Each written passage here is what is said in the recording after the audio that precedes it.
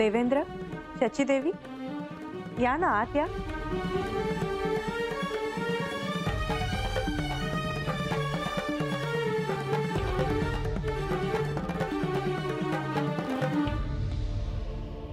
हे प्रभू, आमचा प्रणाम स्वीकार करावा।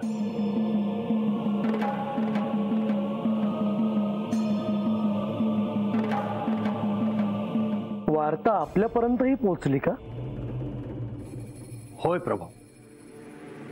वार्ता कळली आणि राहवले नाही म्हणून तात्काळ निघालो। हे प्रभू, असं कसं घडलं सगळं? एक ना एक दिवस हे घडणारच होतं आणि ते घडलं। म्हाळसादेवी आणि बानू यांच्यात ह्या आधी कलह नव्हता का?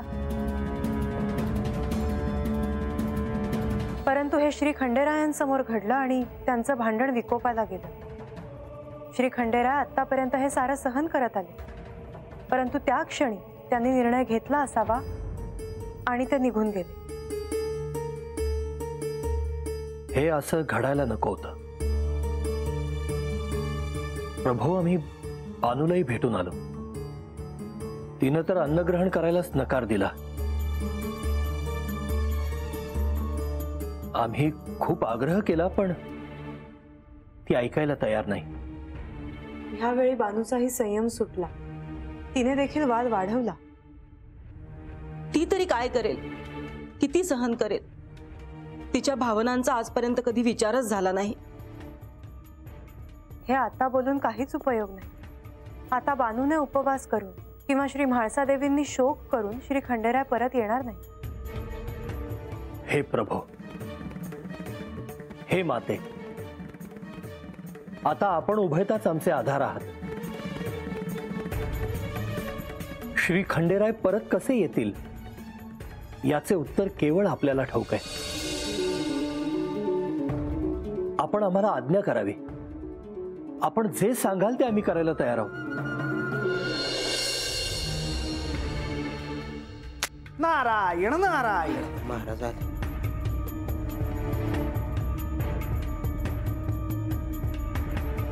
महाराज या की।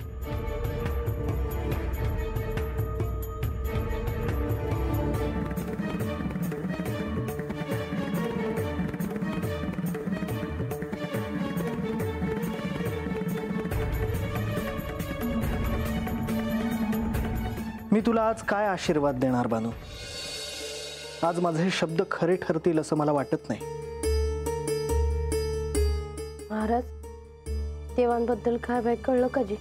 अद्याप नाही। अहो महाराज, तुम्ही तर समधीकडे जात असतायसा। देव देव कुठं गेले आहे ती एवढं जरी ठाव पडलं तरी बरं होईल। त्याचा आता काय उपयोग आहे बानू? देव आता खोल ध्यानात उतरले असतील। आता त्यांना भेटणे खूप कठीण आहे। होय की, आणि देवासनी हुडकायचं म्हणजे अंगात तारण तरी पाहिजे का नको? महाराज, तुम्ही तरी सांगून बघा, असं अन्न पाणी सोडून देव येत्याल व्हय? बानू, तुझे आणि देवींचे भांडण झाले ते देवांना आवडले नाही।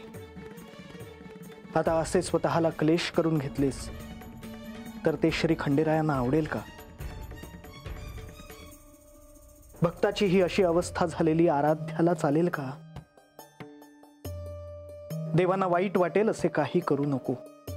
नाही महाराज, जोपतूर देवगडावर येत नाहीत तोपतूर जीव गेला तरी चालेल, पर मी आणणार नाही शिवणार। नारायण नारायण। आता काय करावं महाराज? उद्या काय झालं तर राजा काय म्हणाल? मी तर म्हणते त्यासनीच बोलवून घ्या। बानू, देव आता येतील की नाही हे मी नाही सांगू शकत, परंतु मी इतकंच सांगू शकतो की हा देह मोठ्या पुण्याईने मिळाला आहे। त्याला असे क्लेश देऊ नको। महाराज, मला हे समज कळत आहे, परवडत नाही बघ। मी काय म्हणतो महाराज, नाही म्हणजे तुम्ही मला सांगा की देव कुठं आहे तर, म्हणजे मी जाऊन त्यासनी भेटतो आणि समजा सांगतो हत काय चाललंय ते। तुम्ही जाणार आणि देव तुमचं ऐकणार ते आता सोपे नाही. श्री खंडेरायांना शोधणे खूप कठीण आहे. ते आता अज्ञात स्थळी असतील. प्रत्यक्ष श्री गणेश असतील तरच ते शक्य आहे. येतो मी. मग आता काय करावं महाराज? श्री खंडेरायांना चिंता. नारायण नारायण नारायण.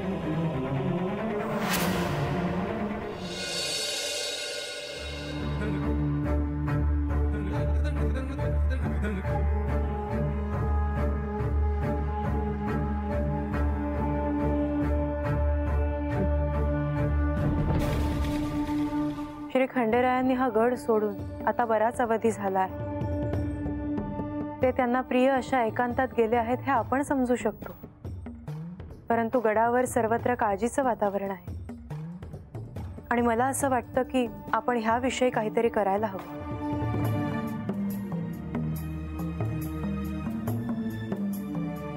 देवी, यावेळी परिस्थिती निराळी आहे. श्री माळसा देवींना श्री गणेशाचे सहाय्य मिळाले तर पुढील सर्व मार्ग आपोआप स्पष्ट दिसू लागतील.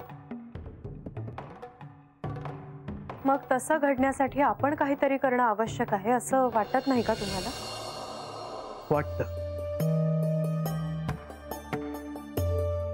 हरी, माता लक्ष्मी. श्री गणेश, तुम्ही? आम्ही तुमच्याविषयीच बोलत होतो. मला देखील तुमचे भेट घेणे महत्वाचे वाटले.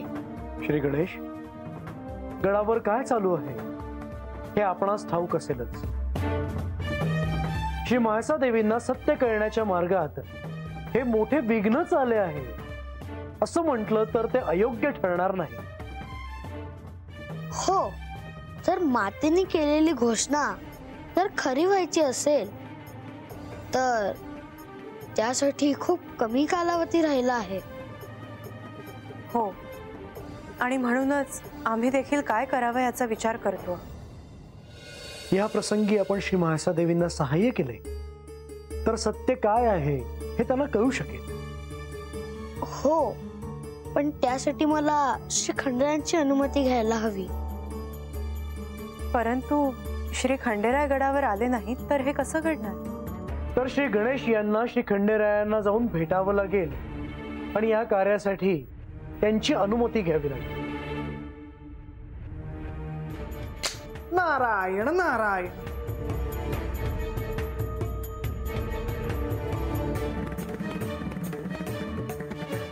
या मुनिवर, अगदी योग्य वेळी आला आहात. नारायण नारायण. तुलाही सूर्यदेव दिसतात हे मला ठाऊक आहे. तेव्हा उद्या सूर्योदय झाला की त्यांना प्रार्थना कर की आम्ही दोघी देवांची प्रतीक्षा करतो आहोत.